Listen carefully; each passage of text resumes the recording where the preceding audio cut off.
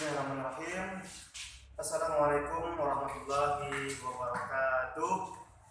Alhamdulillahirabbil alamin. Wassalatu wassalamu ala asrofil anbiya'i wal mursalin sayyidina wa maulana Muhammadin wa ala alihi wa sahbihi ajmain. Puji serta syukur mutlak milik Allah Subhanahu wa taala. Salawat dan salam selalu tercurahkan kepada keharibaan junjungan dan panutan kita baginda Nabi besar Muhammad sallallahu alaihi wasallam. Siswa-siswi Madrasah Hariyah khususnya di kelas 10, pada kali ini pertemuan berapa kita ya? Pertemuan kedua atau ketiga ya? Pelajaran daring atau pelajaran luring kita ya, melalui media online, online seperti ini. Jadi menindaklanjuti pertemuan kita di awal, bahwasannya kita kemarin sudah membahas apa itu pengertian Al-Quran, apa pengertian dari hadis. Nah, siswa-siswi kelas 10 Madrasah Hariyah yang kebetulan masih berjumpa dengan saya di mata pelajaran yang sama, Al-Quran dan hadis. Nah, Al-Quran kemarin itu apa? Masih ingat kan? Al-Quran itu apa kemarin? Al-Quran adalah kalam Allah Subhanahu wa taala yang diturunkan kepada Nabi Muhammad SAW melalui perantara malaikat Jibril sebagai mukjizat, disampaikan kepada kita dengan cara mutawatir, telah dihafalkan dengan baik oleh umat Islam, ditulis dengan dalam mushaf-mushaf, dimulai dengan surah Al-Fatihah dan diakhiri dengan surah An-Nas, dan yang membaca dinilai atau dianggap sebagai ibadah.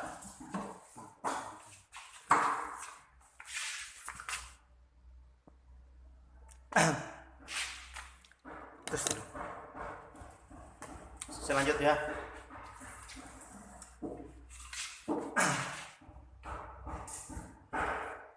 bahkan dapat disimpulkan Al-Quran itu adalah, yang pertama, Al-Quran adalah firman Allah Subhanahu wa taala. Kedua, Al-Quran terdiri dari bahasa Arab. Yang ketiga, Al-Quran diturunkan kepada Nabi Muhammad SAW. Yang keempat, Al-Quran merupakan kitab Allah Subhanahu wa taala yang mengandung mukjizat bagi Nabi Muhammad SAW yang diturunkan dengan perantara malaikat Jibril alaihissalam. Yang kelima, Al-Quran disampaikan dengan cara mutawatir, artinya berangsur-angsur atau berkesinambungan ya. Yang keenam, Al-Quran merupakan bacaan mulia dan membacanya merupakan ibadah. Yang ketujuh, Al-Quran ditulis dalam mushaf-mushaf. Mushaf itu apa Pak Ari? Mushaf itu adalah bentuk lembaran.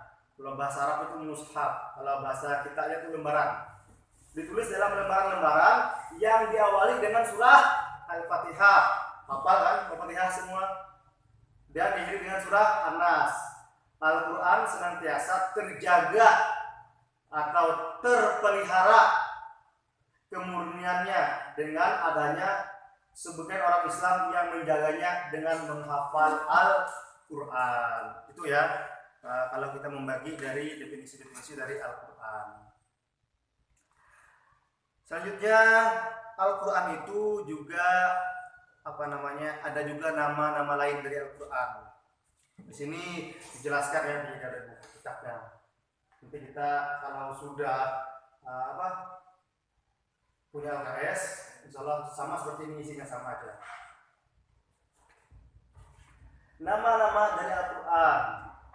Yang pertama Al-Quran, yang kedua Al-Kitab, yang ketiga Al-Furqan, yang keempat Az-Zikri, yang kelima At-Tanzil ya, At-Tanzil.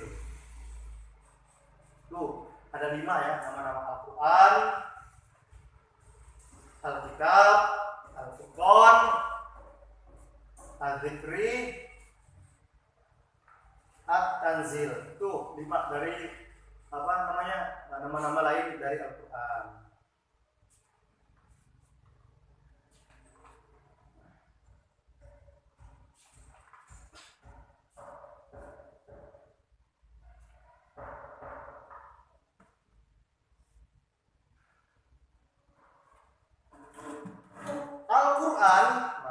lanjut lagi. Al-Quran merupakan mukjizat bagi Nabi Muhammad SAW. Ada yang tahu nggak mukjizat? Mukjizat itu adalah sesuatu yang luar biasa yang diberikan kepada nabi-nabi. Itu mukjizat ya. Nah, jadi mukjizat itu khusus diberikan kepada para nabi ya. Khusus diberikan kepada para nabi, Ada juga mukjizatnya Nabi Musa apa? Bisa membelah lautan ya. Mukjizat Nabi Musa bisa membelah lautan. Mukjizat dari Nabi Isa bisa menghidupkan orang yang sudah mati. Itu kalau sesuatu yang luar biasa yang diberikan kepada nabi dan rasul itu disebut dengan mukjizat. Bapak misalkan ada yang nanya ya. Ada yang nanya lagi. Misalkan sesuatu yang luar biasa misalkan diberikan kepada orang-orang yang soleh, apakah itu disebut dengan mukjizat? Kalau itu bukan nabi, tetapi dia adalah orang yang soleh, ada orang yang ahli ibadah, mempunyai suatu kelebihan atau keramat, itu disebut dengan namanya karomah ya. Kalau karomah itu sesuatu yang luar biasa yang diberikan kepada orang yang soleh. Ini bukan nabi ya, bukan nabi atau rasul, itu karomah namanya. Kalau mukjizat itu sesuatu yang luar biasa khusus diberikan kepada nabi dan rasul. Tahu sudah ya perbedaan nabi dan rasul, tahu ya? Nabi itu apa pengertiannya, rasul itu apa pengertiannya. Kalau dari kalian misalkan dari MTS, kalau sekolah-sekolah agama misalkan tahu ya pengertian nabi dan rasul. Sudah pernah kan belajar Al-Quran hadis sebelumnya. Nabi itu apa? Misalkan saya ulangi lagi ya. Nabi itu apa? Nabi itu adalah yang diberikan Allah Subhanahu wa taala tetapi hanya untuk disampaikan kepada dirinya sendiri, untuk dirinya sendiri itu nabi. Kalau rasul itu wahyu yang disampaikan Allah Subhanahu wa taala tetapi harus disebarluaskan kepada umatnya, itu nabi. Kalau itu rasul ya, itu rasul. Kalau nabi wahyu yang diberikan untuk diri sendiri. Tapi kalau rasul wahyu yang diberikan kepadanya harus disebarluaskan, harus disampaikan oleh rasul itu kepada para umatnya. Kalau rasul sudah pasti nabi, kalau nabi belum tentu rasul, itu ya. Harus bisa membedakan ya. Paham sudah ya? Kalau nabi belum tentu rasul, kalau rasul sudah pasti nabi dia. Oke? Itu. Tadi sudah ya. Al-Quran itu suatu mukjizat yang sangat luar biasa yang diberikan kepada Nabi Muhammad SAW. Mukjizat yang terasa itu ya. Mukjizat yang paling terasa